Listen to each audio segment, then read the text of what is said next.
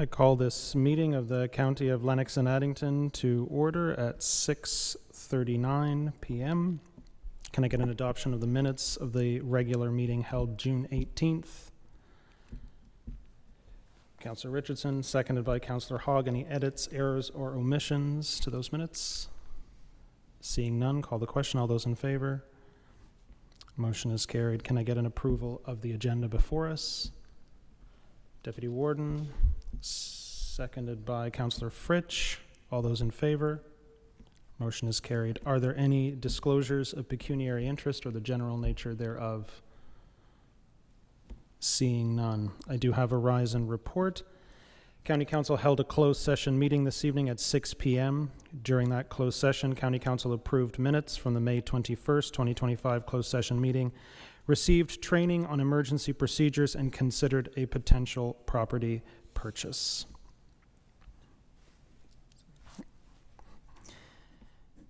Warden's report.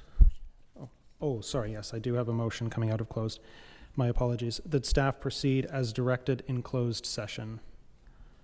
Deputy Warden, seconded by Councillor Hogg. All those in favor? Motion is carried. Warden's report. Councillor Hogg, motion to receive, seconded by Councillor Davison. Any comments, questions? All those in favor? Motion is carried. Delegations and presentations. Our auditor's presentation, 2024 financial statements. I invite Ms. Huber up to the podium. Wonderful. Thank you very much. Good evening, everyone. It's my pleasure to be here before you tonight to share with you the highlights of our audit for the year ended December 31, 2024. If you had the opportunity to read through our report here tonight with respect to our audit, the audit went exceptionally well for fiscal 2024 and really went according to plan with no significant highlights, but I will take you through some of the more significant pieces as part of our report, and as always, certainly will welcome any questions or comments that you may have on any of the material, either in the financial statements or the audit, recognizing there is a subsequent presentation to mine to speak to the financial statements themselves. So we are essentially complete with respect to our audit on the assumption that Council will accept and approve the financial statements. We will be in a position to release our audit report in final that I'll touch upon in a minute. In terms of the audit for fiscal 2024, it was relatively quiet in terms of any areas of change that were required to be adopted. You know, when I was here about 6 months ago to speak to the 2023 audit, there was an awful lot of change. So it was much more quiet for fiscal 2024 with very little change that needed to be considered, certainly from outside standards. We have executed our audit this year, recognizing it is a group audit. They are consolidated financial statements at an overall financial reporting materiality of about 2.6 million. It did increase slightly year over year, and that is normal as your business continues to grow, as the volume of activity on your statement of operations, be it either your total revenues or total expenses increase, our materiality will follow along in hand as well. In terms of our audit approach, it continues to be very much a risk-based audit approach. So looking at what's new and different as we set the stage for the audit, obviously having conversations with the team in terms of any areas that might have changed year over year. We do have the benefit of auditing a number of municipalities, certainly locally and then more broadly across the province. So we do adopt a fairly consistent approach, save for any nuances that we see in individual entities. This year, and consistent with previous years, we don't come with the same audit plan each and every year. We always like to keep management on their toes and incorporate elements of unpredictability as is required by professional standards. So you will see that referenced in our report as well.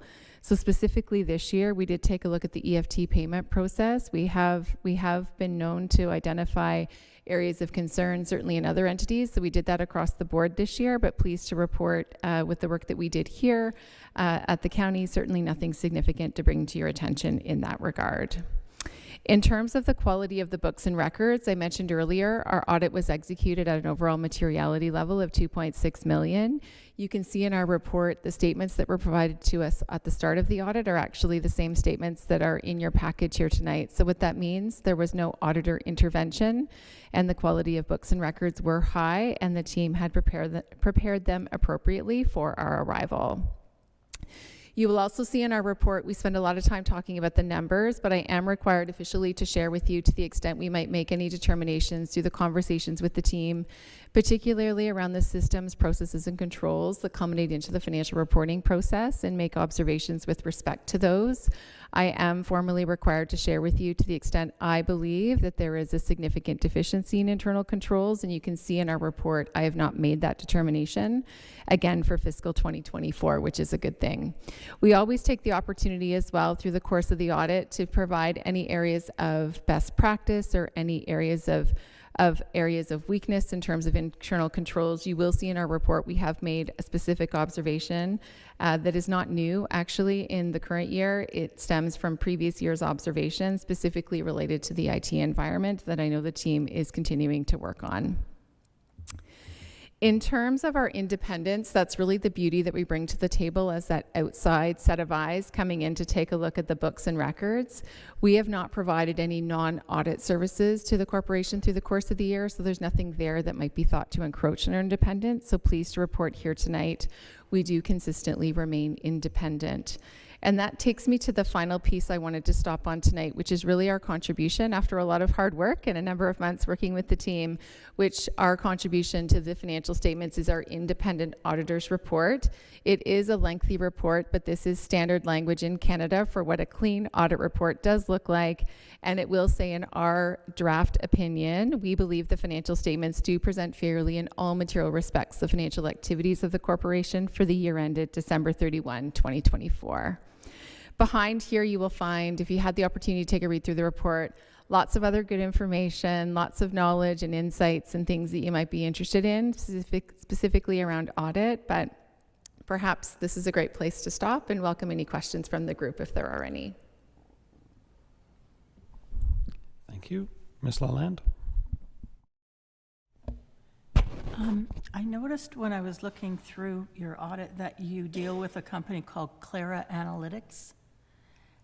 They're based out of California, and I just wondered if KPMG has considered, in view of the current political climate, that we go with a Canadian company that's holding all of this wonderful data about our county. So if I may, through you, that is a great comment. I've not heard that comment before. KPMG Clara is our own proprietary software. So it is our own internal software where we use other analytics internally that have been created internally. So perhaps it is an entity that is the same name. I don't believe there is a connection, but I'll certainly take that away. Other members of council?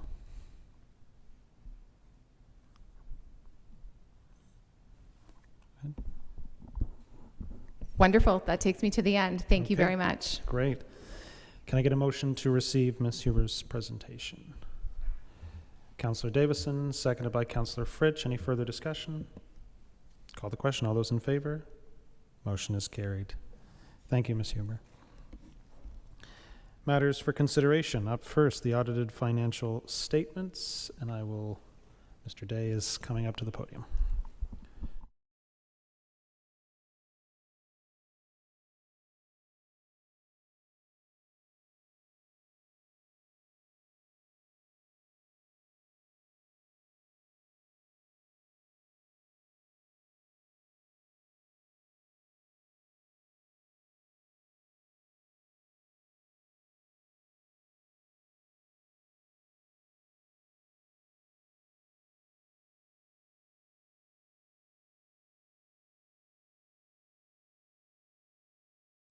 Thank you. I'll start again. Before you tonight are the 2024 financial statements that have been audited and completed, and I'd like to first start off by thanking my team for being able to prepare the audit on time this year, and with the support of all the other departments and directors on any inquiries that we did have.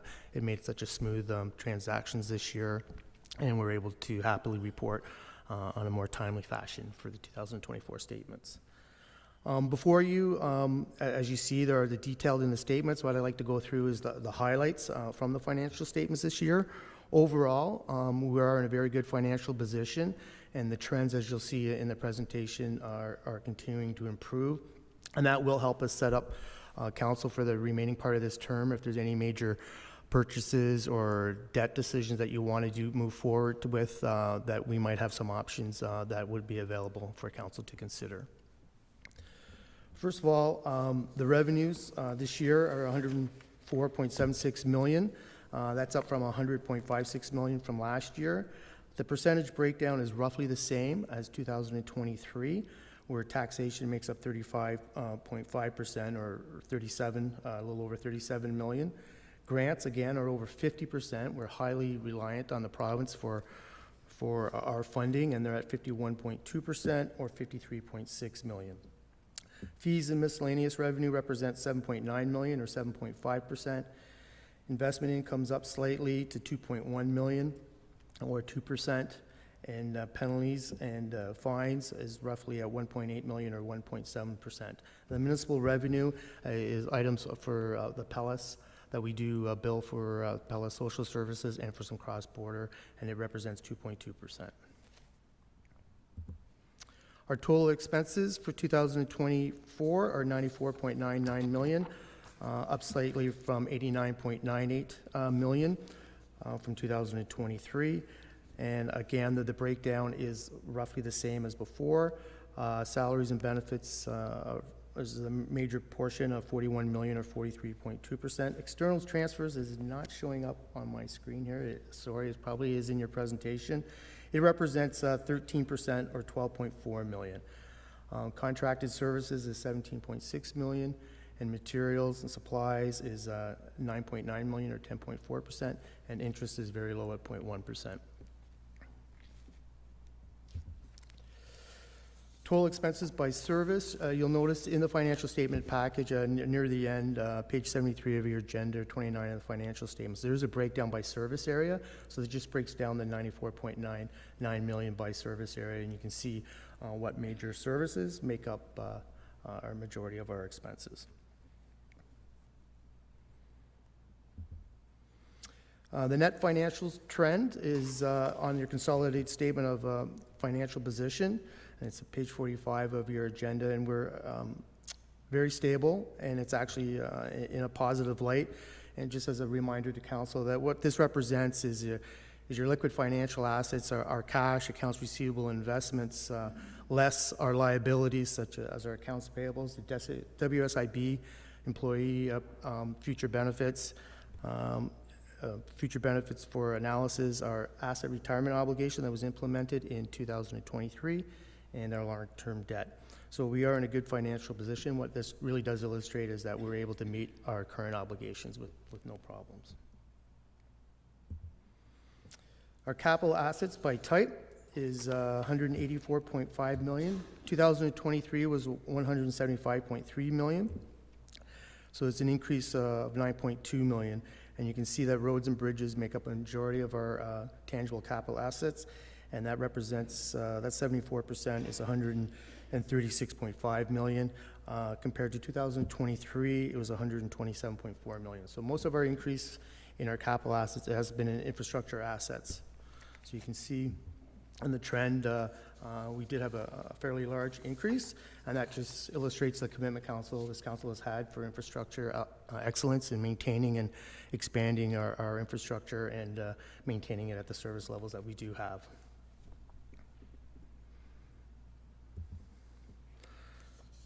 Total reserves is in reserve funds is 28.5 million, up slightly of 2.3 million. 2023 was 26.2 million. Roads and bridges, 13.4% is a 3.8 million. It did see a decrease if you look at the details in the statements from last year, but that represents the increase in the infrastructure in our roads and bridges. As council is aware, we finance our capital purchase with a combination of levy and transfers to and from reserves, so we had to rely on the roads and bridges reserves for that. So it has gone down, but some of the other ones in the healthcare service, John and Parrott Center emergency services have gone up. So a net increase for the corporation of 2.3 million in reserves. Basically, you can see the trend from 2020 to 2024 has gone up from 14.8 million to 28.5 million. And I'm not sure if council will recall, in May in my activity report, there was the financial indicators. I know it's come up in the past about how are we in relation to other municipalities and reserves and reserve balances, but there was a financial indicator and position. I can send that to council again, that the report on 2023, and we're very, they're very low risk, and we are in very much standard with the other municipalities and counties and within the province on our balances. Debt is down to $845,000 from $1.3 million in 2023. A portion of that, these are consolidated financial statements. Right now, as of 2024, we do consolidate 21.3% of the old Kingston, Frontenac, Lennox, and Addington Public Health, but in 2025, there's a change in structure, so I'm not quite sure yet. That's to determine how this will be reported on financial statements 2025 moving forward. So that debt portion is $504,252. My thinking is I'm not sure we'll have to consolidate with them, so there'll be changes to the prior year statements or a note in the financial statements moving forward. But just as a reminder to council, the social housing represents the mortgage on Meadow Lane, and last August we had renewed that mortgage, and it was renewed at a little over 6%, 6.058%, and it is completed on October 1st, 2026. So the county will have no outstanding debt as of that time. And the debt trend, you can see over the last 5 years has decreased substantially, obviously, a little over 3.5 million to less than $1 million right now. The current year surplus, again, this is note 13, breaks down the accumulated surplus and the current year surplus.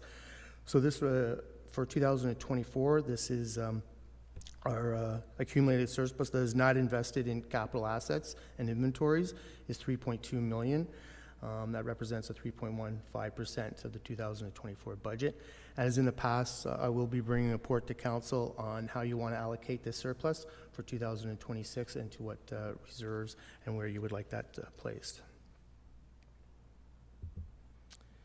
Again, the total accumulated surplus for 2024 is up to 214.2 million, an increase of 9.7 million, and we're in a healthy situation, and I think moving forward, we're in a good position to take on any challenges that we may have. And happy to answer any questions that council may have. Thank you, Mr. Day. Questions from council? Very good, Mr. Day. That was very thorough. Thank you. So our recommendation is to note and receive Mr. Day's report, to approve the financial statements as presented, and to publish those financial statements at no cost to the taxpayer, as required under the Municipal Act. Councillor Fritsch, seconded by Councillor Hogg. Any further discussion? Call the question. All those in favor? Motion is carried.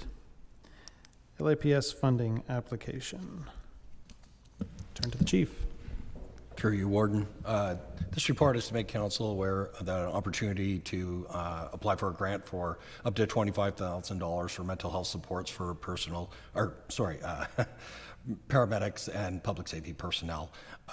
This opportunity came very quickly, and we were applied for a grant.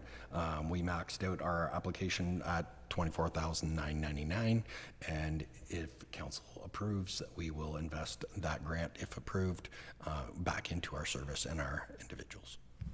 Happy to answer any questions. Thank you, Chief Jones. Any questions from council on the report? Seeing none, we do have a recommendation before us. Deputy Warden, seconded by Councillor Davison. Any further discussion? Call the question. All those in favor? Motion is carried. Integrity Commissioner Services. I'll turn to our clerk. Thank you. Through you, Mr. Warden. As council is aware, every municipality in Ontario must have an integrity commissioner, and our agreement for our integrity commissioner services concludes on December 31st of this year. The Township of Addington Highlands, Township of Stone Mills, and Town of Greater Napanee councils have all directed their staff to go to an RFP process. And it has not gone to Loyalist Township Council yet. We do find that there are a lot of advantages to having the same integrity commissioners for all the 4 municipalities and the county, especially for county council, because you're dealing with the same rules on both levels. So at this time, staff are recommending that when the time comes that legislation is a little bit more clear, that the county and the lower tiers do a joint RFP for integrity commissioner services. And I'd be pleased to answer any questions council may have. Thank you, Madam Clerk. Councillor Fritsch. Yes, thank you, Mr. Warden. Yeah, my question is, so if the legislation is delayed a lot longer than we might think, and we're getting closer to the end of the year, I guess the option then to consider would be extending it until this is clear, or has that been thought about yet? Yeah, through you, Mr. Warden. So we would bring it back to council at that point, but that would be the suggestion at that point. If the integrity commissioners across the province are watching this legislation too. They probably know better than us. If something's going to come forward, they would hear. So, but yeah, we would extend rather than go ahead if there's any uncertainty. Other members of council? What are council's wishes? Deputy Warden? Move to receive and adopt the recommendation. Motion to receive and adopt the recommendation, seconded by, is there a seconder? Alternate Lalande. Any further discussion? Call the question. All those in favor? Motion is carried. Naturally, LNA. Okay. Mr. Paul. Thank you. So in front of you is a report on our natural LNA activation fund. So we have 3 projects that have been recommended by the Economic Development Coalition for your approval tonight. The first is the Flinton Community Garden in Addington Highlands, and then 2 in Stone Mills, Falling from Maple. It's a Thanksgiving market and festival, and the interesting Enterprise Zombie Walk. So if you have any questions with regards to that, I'll be happy to answer them. Otherwise, there's a recommendation in front of you. Thank you. Thank you, Mr. Paul. Questions for the director? Seeing none, what are council's wishes with this? Councillor Davison? Motion to receive and adopt the recommendation. Seconder, Tony, Mr. Fritsch. All those in favor? Motion is carried. Culvert replacement contract. Mr. Wager. Thank you, Mr. Warden. Staff's recommending Cranes Construction for this contract. We have $800,000 in the budget. After adjusting the HST portion not recoverable by the county, it's about $730,000. Which is $70,000 below budget, and Cranes Construction is the low bid. I'd be happy to answer any questions should council have any. Any questions? Ms. Lalande. Just curious, there's quite a difference between Crane and all of the others, and can you account for that? Do you know why that would be? Yes, Cranes Construction is a bit more northern than the other firms that are there. I would assume, and based in discussion with Tomlinson and GIP Paving, it's just the quantity of work that they already have. When you release a tender in the middle of summertime, you're going to get higher pricing from those companies that have already built up their schedule for the year. We were just fortunate that Cranes bid and came in under budget.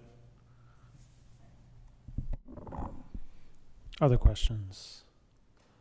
Councillor Fritsch. Thank you, Mr. Warden. My question is, will this result in road closures, this project? That is the reason why we put it out at this time, and we do have construction completed by October 1st, which does go into the school year, but we've built in like a bypass, so there won't be any road closures. There'll just be lane closures, so traffic will still move freely north and south. They just have to widen the road a little bit, so we don't have a detour. That said, if there is an emergency and we get some flash flooding for some purpose, there may be a need for a closure. Staff is not anticipating a closure at this time. That was built into the contract. Thanks, Chris, for the response. Yes, that'll make a lot of travelers quite happy. Thank you. Any further questions on the report? There is a recommendation. What are council's wishes? Councillor Fritsch? Make a motion to receive the report and adopt the recommendation. So moved. Motion to receive and adopt, seconded by Deputy Warden. Any further discussion? Call the question. All those in favor? Motion is carried. Advisory Committee reports. TAC. Yes, thank you, Mr. Warden. I don't have anything to add or highlight, but I'd be happy to answer any questions should council have any. Any questions on that report? Seeing none, we'll move to the John M. Parrott Center Compliance Report. Thank you. Through you, Mr. Warden. Okay, so you can see that we've had 10 admissions over this past month, 7 of which are long stay and 3 respite. And then we had our discharges accordingly. A thrilling general orientation was with 24 new hires in one session, which was an amazing accomplishment and a very hot room, but it was a really great day. That included our resident and family liaison, who has been making amazing connections with our families and really helping to support that family council that was vacant because of the departure of the chair.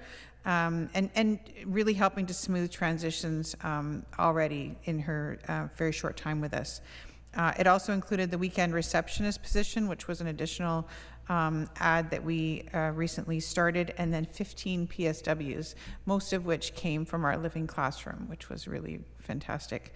The next section is the Ministry compliance came in and did an inspection on over a few days in June. These are surprise inspections, of course, that included an alleged resident-to-resident abuse, a resident who had a fall, an alleged staff-to-resident abuse, and then a complaint regarding fall prevention measures. There was a very full investigation involving a couple of inspection protocols, and there was no findings as a result. In terms of our quality indicators, it was interesting hearing today from the community paramedicine and the connection that that's having, that we're seeing here at the Parrott Center, where we're admitting people that have that polypharmacy. We're seeing people that are having significant worsened activities of daily living right at the start. So they're coming in at a later point in their disease process or health journey, and so we're seeing them where they have significant extensive requirements of us, whether that be through medication adjustments or medications themselves, or falls, or just general health decline. And so you can see that across all of the indicators this month especially, and I did put a summary as to where those issues were occurring. Nothing terribly surprising though. In terms of infection prevention and control, that is all very, very stable. We continue to have a good uptake as to staying on top of the COVID vaccinations relative to other homes, which is good. It's not in here, I did see that I missed putting it in here. Our Rose Garden did have one outbreak, respiratory outbreak, that lasted 3 days. It was a suspect outbreak. It was contained to 2 people, and it was declared over on July the 7th. And that is all. If you have any questions, I'm happy to answer them. Any questions from council on the compliance reports? And can I get a motion to receive both of those reports, the Technical Advisory Committee and the John M. Parrott Center? Councillor Calver, seconded by Councillor Davison. Any further discussion? Call the question. All those in favor? Motion is carried. Any committee reports by members of council this evening? Seeing none, we'll move to the activity reports. Administrative services. Through you, Mr. Chair. I don't have anything to add. I'm happy to answer any questions council might have, but I do want to thank Councillor Calver, Councillor Hogg, and the Warden for attending our Celebrate Canada with our Canada flags. that we did a little bit before July 1st so that we could have the picture for social media. I think it looks pretty great. We even sang "O Canada." So. I can add it. It got a lot of likes on my LinkedIn profile. It was a popular thing. Any questions for admin services? Okay, financial services, Mr. Day. Through you, Mr. Warden, I have nothing further to highlight, but I'd be happy to answer any questions that council may have. Very well. Any questions for Mr. Day? Seeing none, social services, Ms. Chenier. Thank you, Mr. Warden. I don't have anything to add to the report, but I'd be happy to answer any questions that council may have. Any questions for Ms. Chenier in social services? Councillor Fritsch. Thank you, Mr. Warden. Yeah, Lynn, the question relates to Ontario Works. There's something in here I didn't realize even existed, and this is historical debt.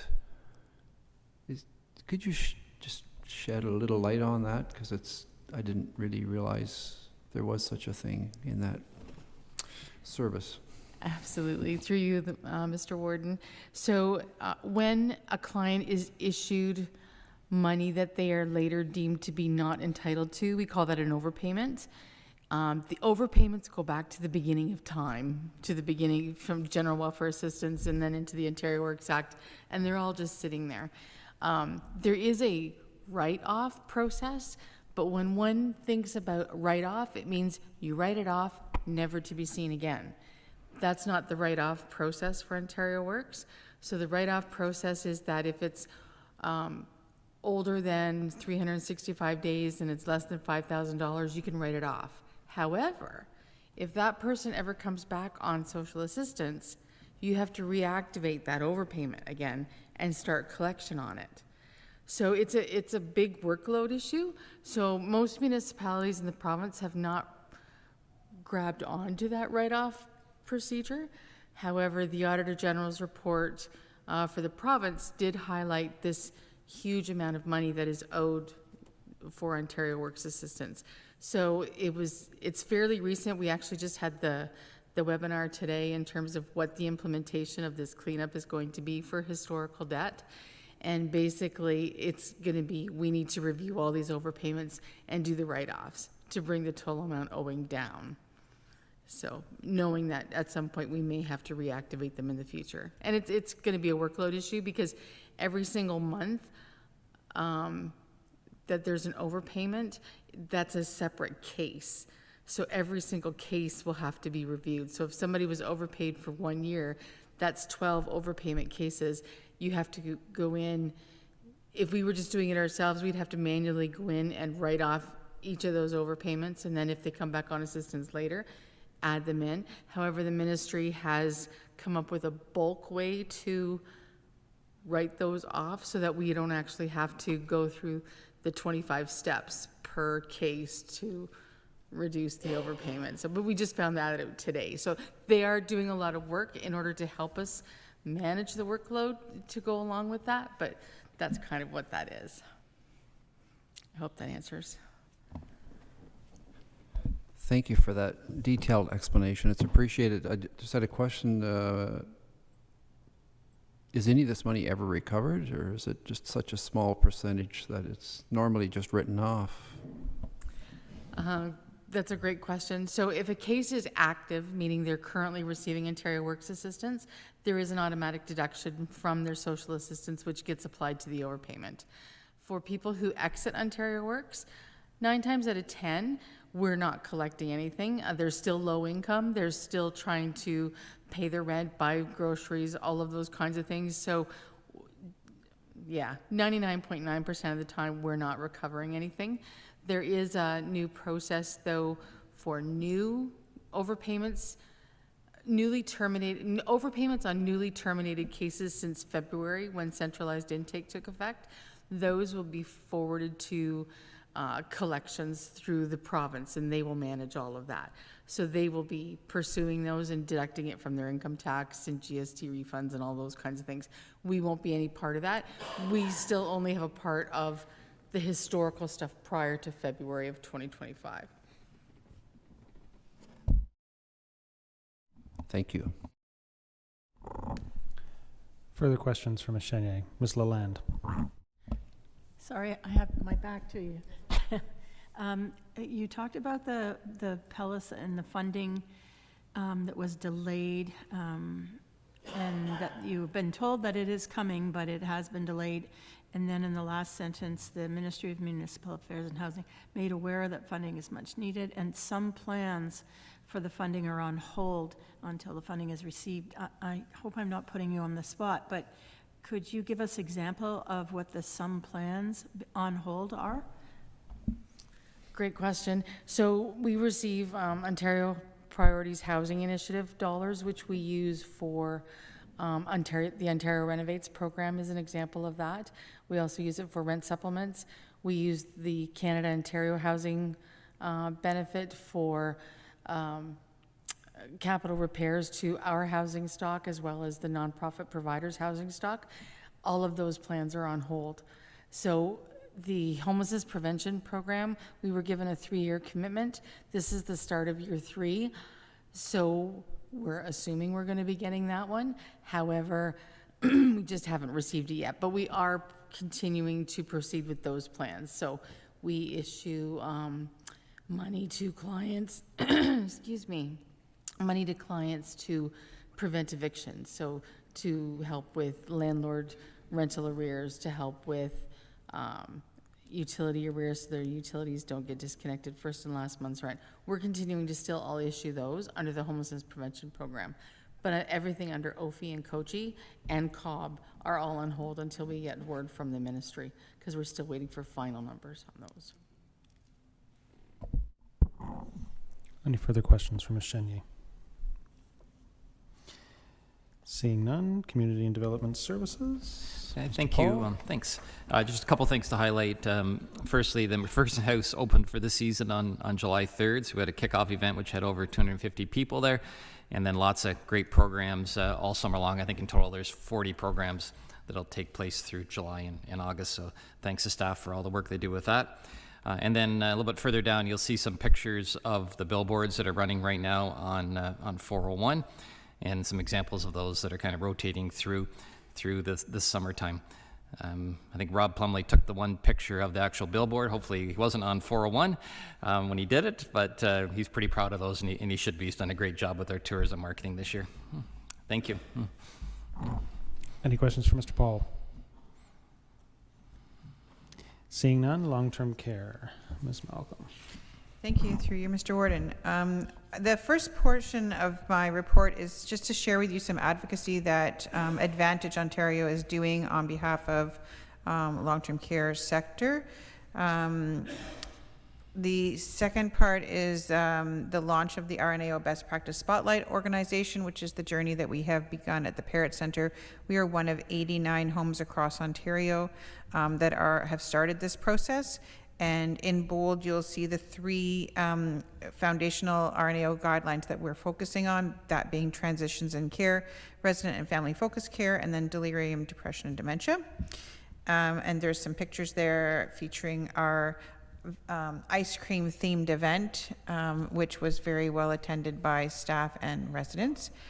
And then finally, the PSW Living Classroom held their first graduation ceremony. We have not had a graduation at the Parrott Centre, and so that was a very exciting day, complete with graduation caps and valedictorian and cake and the whole shebang. It was a really, really good event and very well attended. We had some really, really proud families that were there to support their PSW during their graduation ceremony. We had a rep from Residents Council did a speech to thank them and to talk to them about the impact of their new role, and it was a great day. Happy to take any questions. Any questions for Ms. Malcolm? Seeing none, Emergency Services. Mr. Jones.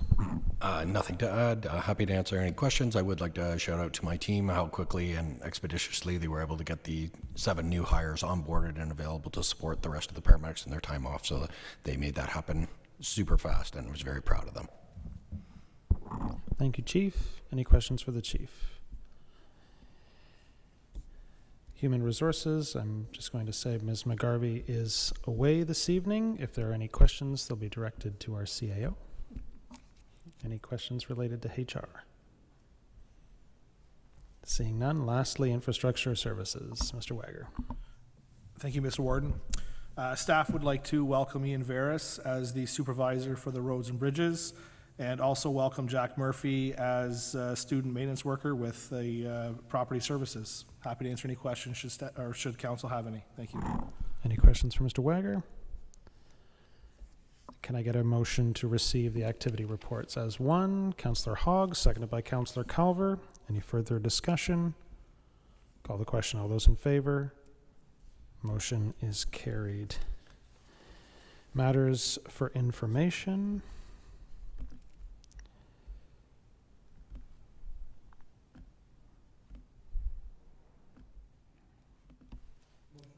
Motion to receive from Councillor Hogg, seconded by the Deputy Warden. Any further discussion? Call the question. All those in favor? Motion is carried.